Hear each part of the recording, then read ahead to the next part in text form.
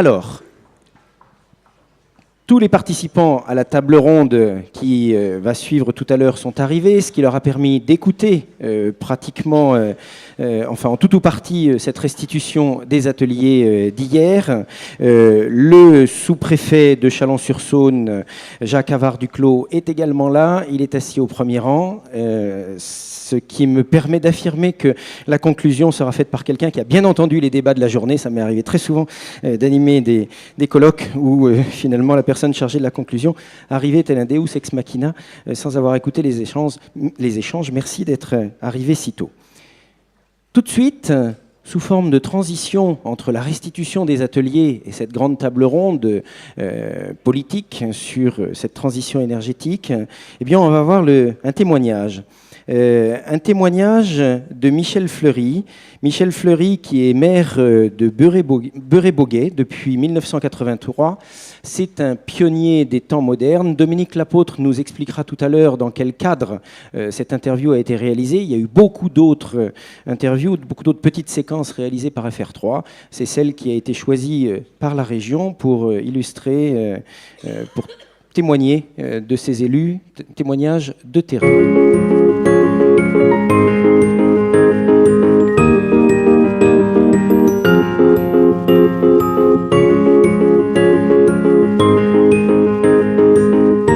Je suis Michel Fleury, je suis né dans ce village.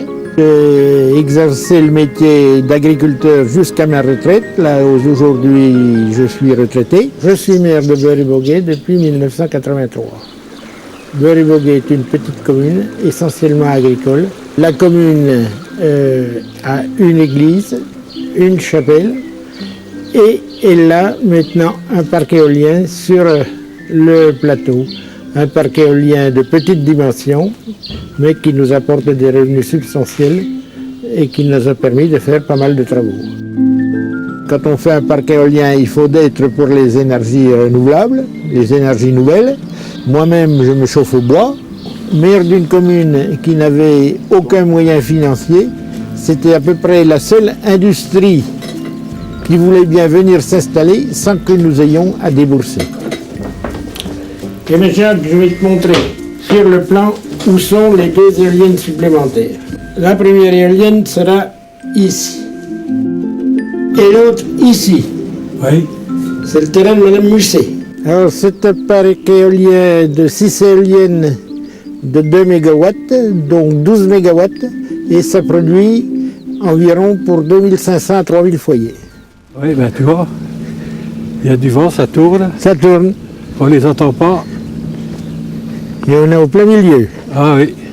Tu te rappelles, Michel, il y a 10 ans, quand tu as lancé le projet? Ah oui, ah oui. Ça n'a pas été facile, hein, quand même. Ah ben, ça n'a pas tout le temps été facile, mais il y avait une chose de bien. C'est qu'on avait l'unanimité au conseil. Oui. Et qu'on était soutenu dans le village. Ben déjà, oui, c'était déjà pas mal. Mais ça a quand même une histoire qui a duré quand même pas loin d'une dizaine d'années. Ah ben, il a fallu presque 10 ans pour mener le projet à bon terme.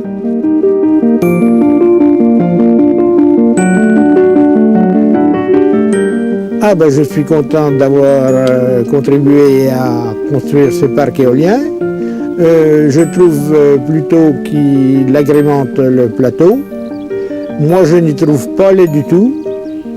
Et puis, je crois que nous allons et nous sommes allés dans le sens de l'avenir.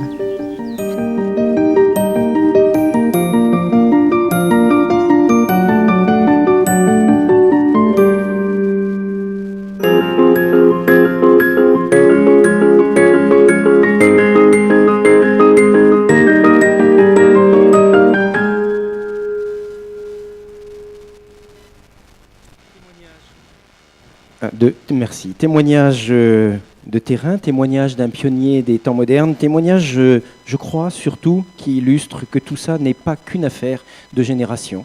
Et que, quel que soit l'âge, on aura des témoins très très jeunes tout de suite après, pendant la table ronde. Ce maire nous montre que l'on peut partir et aller vers la transition énergétique à n'importe quel âge. Je vais maintenant laisser la parole à Dominique Lapôtre, qui est vice-présidente du Conseil régional de Bourgogne. Elle est en charge de l'environnement, du développement durable. Elle est adjointe au maire de Sens. Et comme je vous l'ai dit tout à l'heure, ça va être un point d'étape. Démarré le 7 mars, on est aujourd'hui le 7 juin. Point d'étape sur ce débat territorial de la transition énergétique par Dominique Lapôtre.